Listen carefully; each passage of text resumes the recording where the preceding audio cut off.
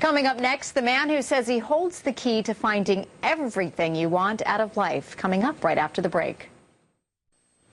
Imagine getting all you've ever wanted just by thinking a certain way. Well, the power of your thoughts can improve your life.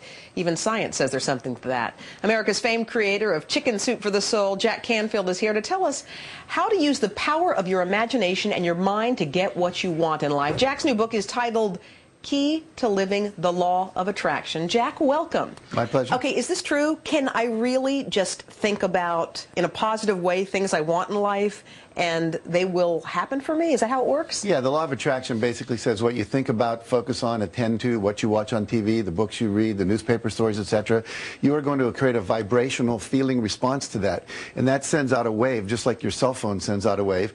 And everything in the universe that is harmonic to that will start to vibrate and be attracted toward you. It's as if you create a magnetic field with your thoughts. So we have to be very intentional and deliberate about what we think, and most of us were never taught to do that. So you think there's something really tangible there? It's not just kind of I don't know, kind of shrink hocus pocus sort of stuff. No, there's actually science that backs it up. I mean, we now know from quantum physics that everything that we perceive is actually a thought that creates it and brings it into being. This screen behind us was first a thought. Yeah. You know, your hairdresser had a thought about how your hair might be styled before they styled it that way. Right. So everything is starting in thought. And we know that these thoughts can travel as far as around the Earth, done by some projects that were done in Japan, where a guy literally changed the molecule structure of water simply with 10,000 people focusing on that. Jack, don't you think a lot of people just sort of hurt themselves because they're just afraid? I mean, they're afraid of taking risks. And I remember seeing that bumper sticker. It says something like, what would you do if you knew you wouldn't fail? I mean, Right. we stop ourselves from moving forward, don't we? Absolutely. Fear is taking your mind and creating a negative image of the future. When you're worrying, you're imagining what's bad is going to happen. I'm going to get sick. I'm going to miss the airplane. They'll lose my luggage. Okay, well, let's get positive, because your book's about being positive and Yes. thinking good thoughts. How do we take that negative voice that sometimes is screaming and squish it down, and how do we focus on those positive thoughts? Well, you get rid of anything by replacing it with something else. Okay. See, nature abhors a vacuum. If you just stop the negative thought, it will get sucked back in. So you have to replace it with a positive thought. So when you find yourself feeling bad, for example, we're coming into Valentine's Day. Right. Let's say your husband forgets to get you a Valentine's Day present. What do you do? You could think, oh, my husband doesn't love me. He forgot to give me a Valentine's Day What present. should we think? Someone who loves me forgot it was Valentine's Day. Okay. Notice how that shifts it? I also love how your book, it's a great book, by the way, but I like how it's peppered with quotes from different people. And we read this Tina Turner one earlier, but I loved it.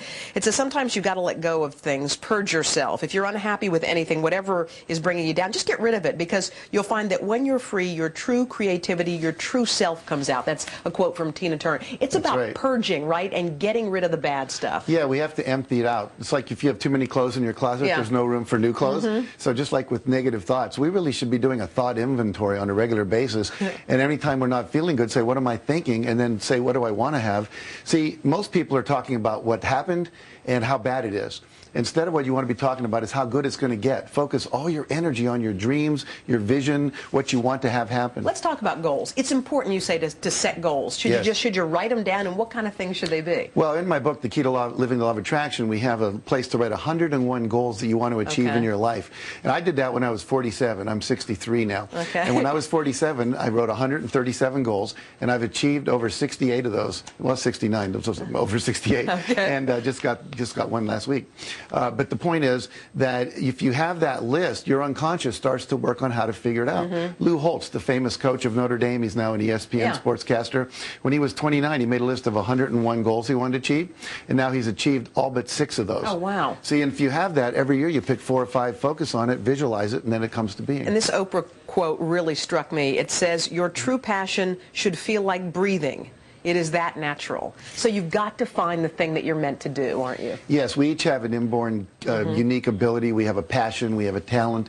And you know you're on it when you're happy. See, if you're feeling joy when you're doing what you're doing, then you're on track. If you're not feeling joy, it means you're off track. We're getting feedback all the time. Now, your book is filled with, it's sort of interactive. You can write things in the book, which I like, and there are quotes and things. But you also say to create a vision board. What's a vision board? Well, if we look right here, we see a vision board. And we call this a vision book because you can actually close it up like this. Okay. Isn't that beautiful? beautiful. Gorgeous. And So it becomes a family heirloom. What's on here?